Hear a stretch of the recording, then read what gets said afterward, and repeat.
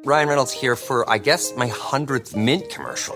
No, don't. I mean, honestly, when I started this, I thought I only have to do like 4 of these. I mean, it's unlimited premium wireless for $15 a month. How are there still people paying 2 or 3 times that much?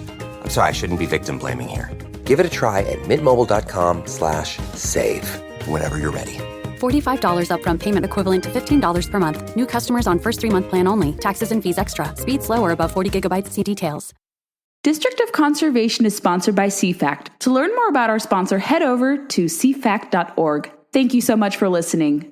Welcome to District of Conservation. I am your host, Gabriella Hoffman. This podcast offers a sober examination into all things hunting, fishing, shooting sports, energy, environment, and the public policy surrounding it. And this podcast also specializes in original interviews that you won't hear elsewhere. Here's what I have for you today. I'll be traveling to Oklahoma this week for Professional Outdoor Media Association, and in lieu of my absence, I will have 2 interviews, one today and tomorrow, for you all here on the podcast. Before I talk about today's episode with Senator Steve Daines, who's a return guest on the show, I want to briefly point your attention to our brand new Conservation Nation video out today on California water issues, management, and the controversies surrounding water usage in my home state of California.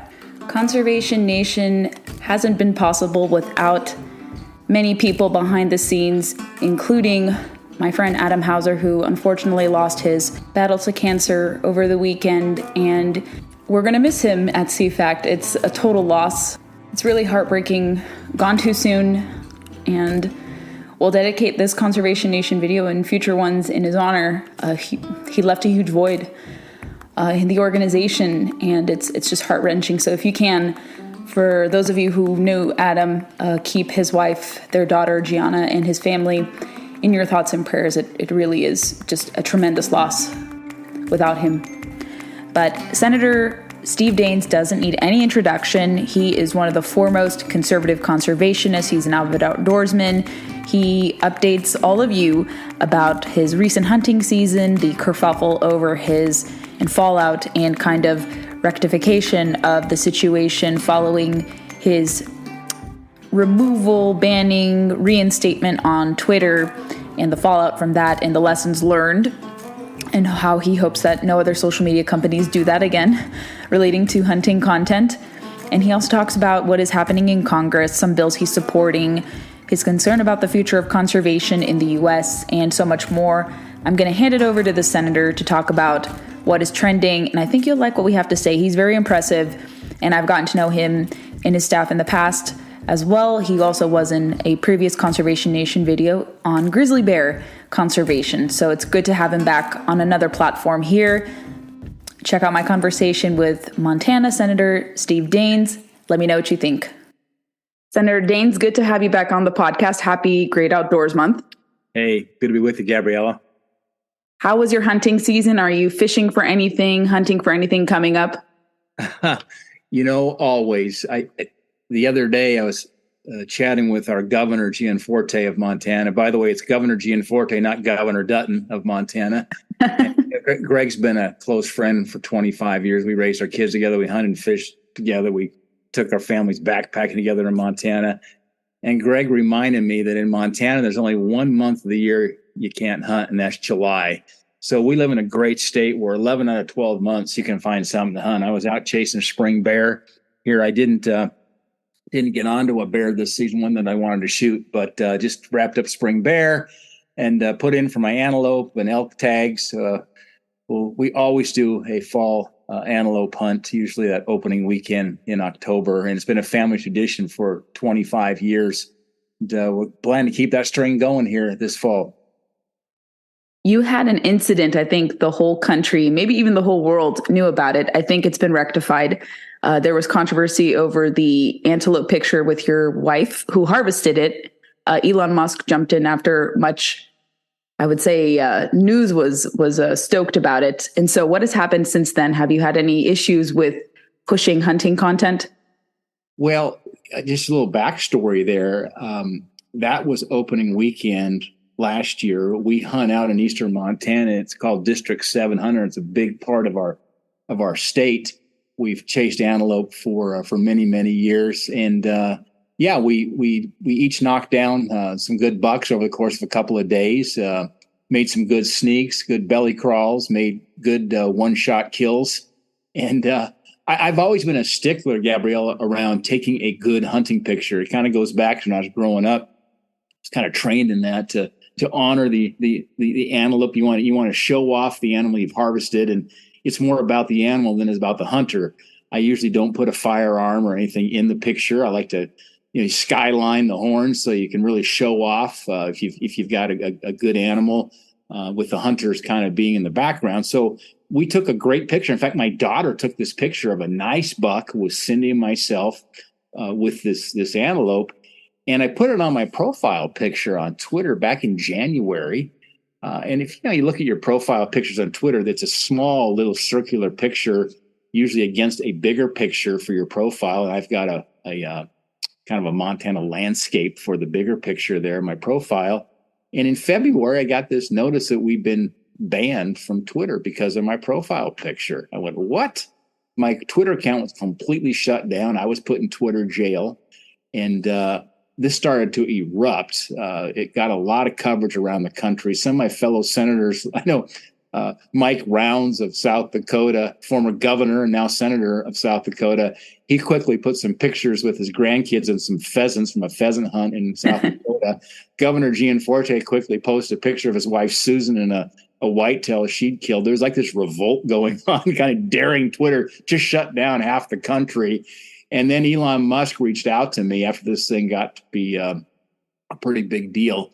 And I'll tell you, to Elon's credit, he said, I'm going to reinstate your Twitter account. And then he said, we can't let San Francisco elites dictate their values on the rest of our country. And I said, hallelujah, Elon. And so he said they're going to modify Twitter policy. But just an example of, I think, some of these folks who are so out of touch with who we are as Americans, what it means, the great outdoors, what hunting and fishing means. And glad to see us win that fight there on Twitter.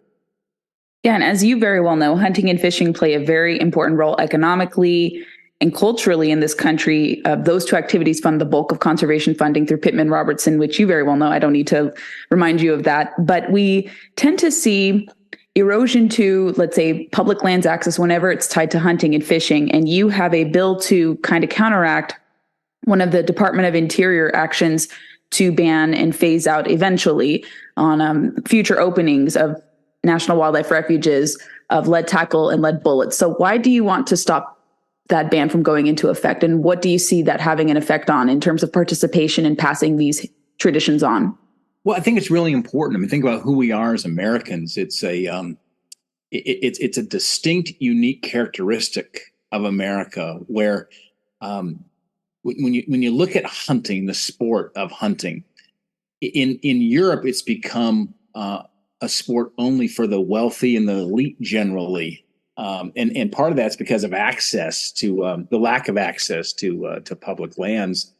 But in the United States, we are still a country. In Montana, we're still a state where grandma, grandpa, mom and dad, aunt or uncle will load up the kids, grandkids, nieces, nephews, cousins, whatever. And you can go down to Walmart and literally buy a deer tag or an elk tag. You can buy a wolf tag over the counter in Montana. And you jump back in your pickup and you can be on public lands, within 30 minutes, sometimes even sooner than that. And that's something we want to protect and preserve, where the regular, ordinary Montanan and American still are able to hunt and to fish. It's not a sport for the elite and the rich and famous. So I've got a bill here that is really focused on ensuring that we protect sportsmen who are really the original conservationists, because they play such an important role in wildlife management. And the last thing we should do is limit their access to public lands by implementing a blanket ban on traditional ammo and tackle. This reduces revenues for important state wildlife and conservation programs in the process. And so this is really about protecting our hunting and fishing legacy and ensuring these decisions are guided by science and not by politics. and not by those in perhaps the Bureau of Land Management or United States Forest Service from banning lead ammo. This is really about protecting this tradition that we have that passes on generationally. I typically, when you think about the passions we have for the great outdoors, for hunting and for fishing, oftentimes it links back to somebody who mentored us. In my case, it was my grandpa Daines back in the late 60s, who put a fly rod in my hand before, A River Runs Through It was even an idea of a movie, before Brad Pitt discovered fly fishing. It was a Browning Silaflex rod. It was a wicker creel. And Grandpa Daines and I and my dad would go out and we fished some of the streams in central Montana. And then in the fall, it was antelope, whitetail, mule deer hunting. And I thank my grandpa and my dad for passing that heritage on to me. And I've passed it on to my kids and now passing it on to my grandkids. So this is why we need to protect this outdoor heritage, this hunting and fishing heritage we have that I think makes America unique and special and distinct from the rest of the world. In that same vein, I think outdoor heritage may be undermined, in my personal opinion, having done research into this, with a Bureau of Land Management rule, which is not different from what I think you and your colleagues had encountered end of 2016, early 2017. It seems like BLM 2.0 or maybe BLM 3.0 to propose so-called conservation leases is on the forefront now. They want to put so-called conservation uses on equal footing of mining, grazing, and even hunting and fishing. What is your contention with the BLM's proposal here? And do you think it'll undermine even public lands access? Well, I do. And that's the concern. I mean, I think as Americans think about our public lands, we want to have multiple use.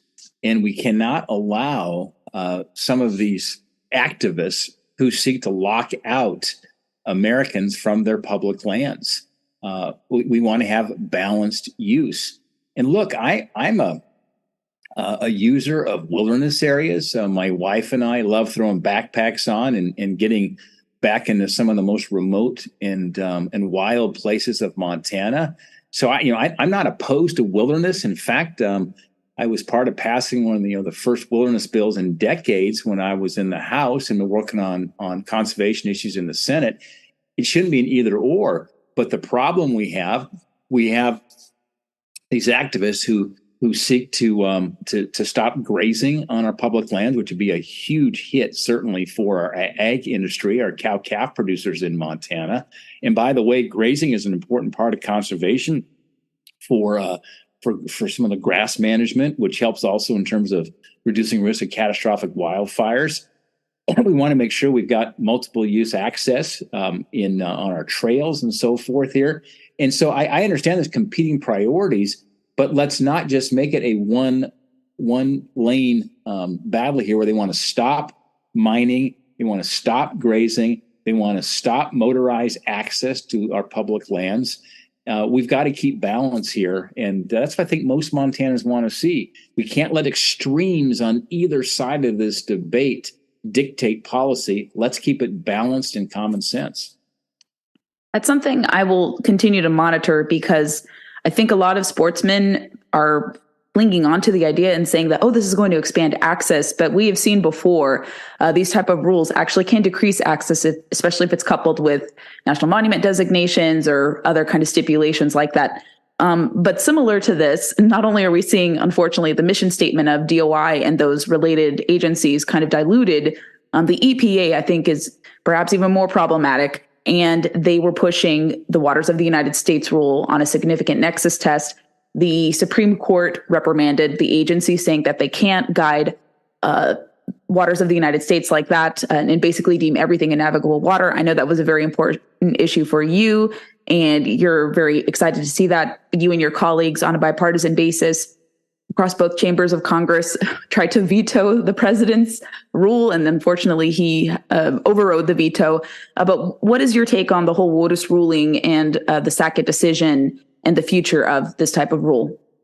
Well, first, this was a big win that we experienced from our Supreme Court. It was a unanimous decision that really pushed back on this overreach to rein in the federal government that was really abusive in this waters of the U.S. Rule they put in place.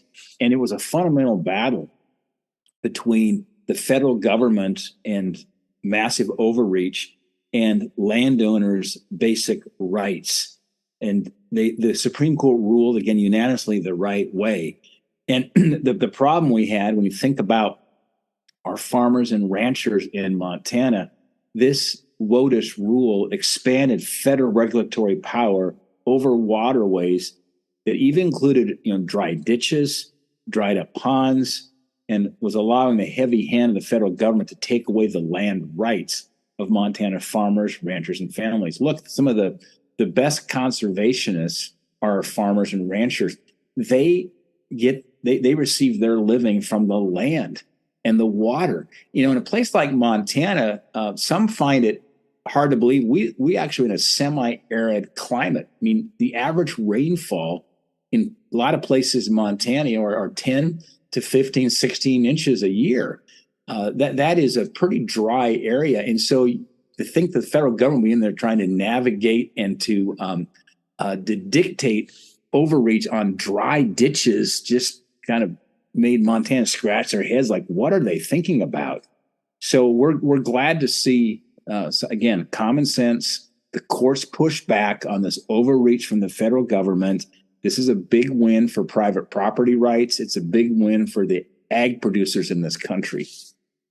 Some conservationists argue that wetlands are going to be undermined. In your opinion, do you think that's the case or that's not going to happen? I don't know. I don't think it's going to happen. I don't. And look, everybody wants clean air and clean water, of course. But you've got to have, I'll just call it regulatory balance on this. This was a massive overreach that literally kind of put the fear of God into many of our producers, saying, good grief. If I want to do some maintenance on a dry ditch, or you tell me that the EPA and the federal governments is going to be regulating that. And so, if you're a farmer or a rancher, you don't have some compliance department on the third floor of headquarters that with a bunch of lawyers here that works out some of the regulatory issues. Typically, the compliance department might be the husband or the wife in a family operation that's running cows and calves in Montana, or trying to produce wheat, barley, or alfalfa somewhere. Our son-in-law, we're very proud of him. They run a big wheat and barley and an alfalfa operation. And look, I spend time on the tractor in the summer with some of their second and third cuttings and alfalfa, and just spend time chatting with these farmers and ranchers. They know that water's the lifeblood of their operations, again, because we live in a semi-arid climate. They have to be leaders in conservation, finding ways to conserve water, to make it go further, and ensure we protect our water from contamination. And so I trust my farmers and my ranchers a lot more than the EPA's massive overreach want to go out and regulate dry ditches. Indeed. Yeah. I've interviewed plenty of farmers in Florida and elsewhere, and we don't see farmers held in the same regard like we do hold them here, like in Europe, because I see that news out of Ireland. It makes my head scratch with 200,000 cows that they want to cull in the name of fighting climate change. Very problematic. But Senator Daines, we first connected officially in August of 2021. You were very gracious to participate in my Conservation Nation report on grizzly bears. I wanted to get your update, or any update rather, on what is happening with the grizzly delisting efforts, because I know that's a volleying back and forth. We see a resistance from this administration to do it. But what is the latest status? Yeah, I'll tell you what. I mean, first of all, we've got to let the science dictate the outcome on delisting. As a kid who grew up in Montana, I went to kindergarten at Longfellow School in Bozeman, all the way through Bozeman High School. I graduated from Montana State University. My Montana roots go back 5 generations. I've been in the outdoors in Montana since I was a little kid.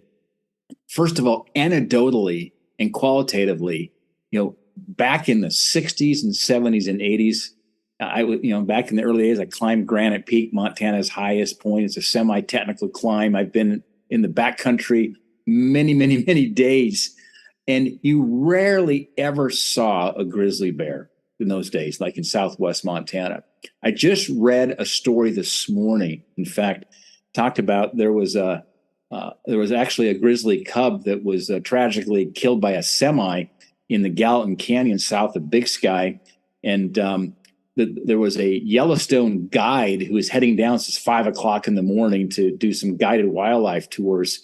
And he commented that, years ago, it was rare to see 10 grizzly bears in a season.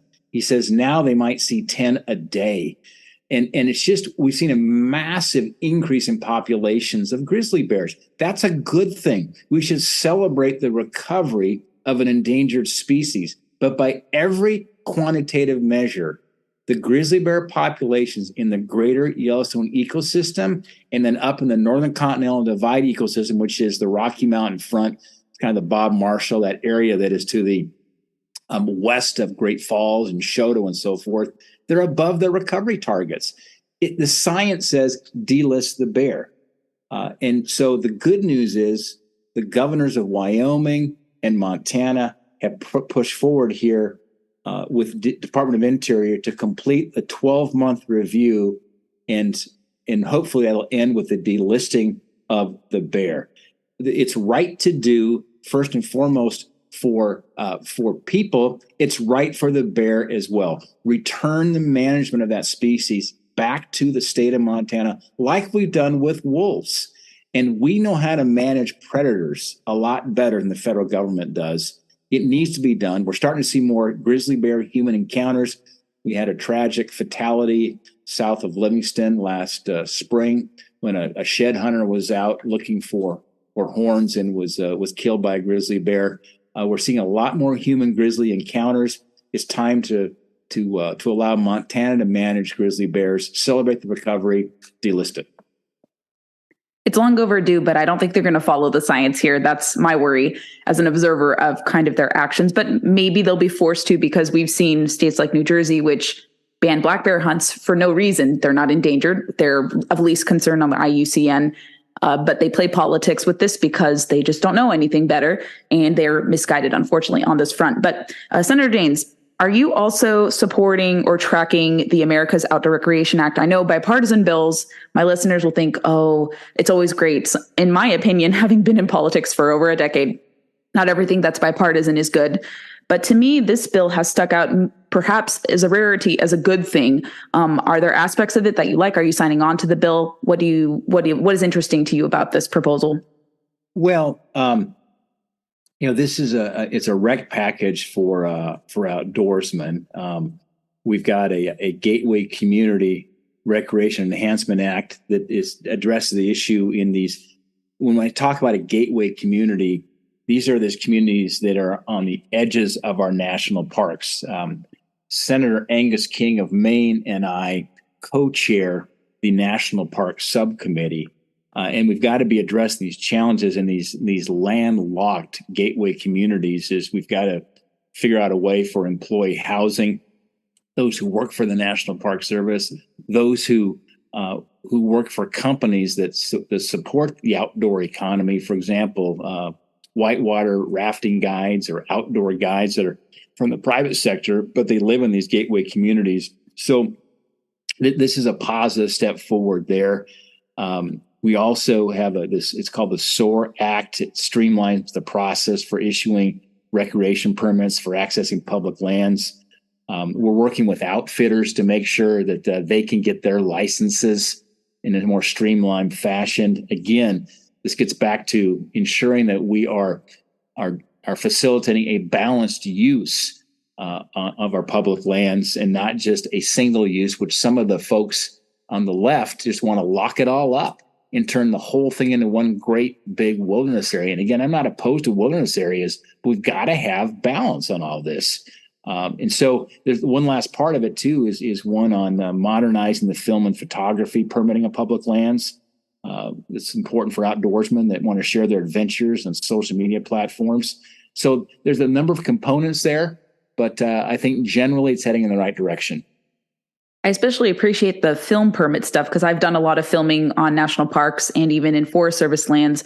And I shouldn't have to, as a non-commercial person, go through so many hoops and jumps just to be able to film. And I even think that this administration may even interpret if you post on Instagram or something and you may make some money, it's not guaranteed. They could view it as a commercial project and restrict you. That would create so many unknowns and problems. So that would be really good. I think that gets a lot of bipartisan appeal. Senator Daines, has been really wonderful to catch up with you.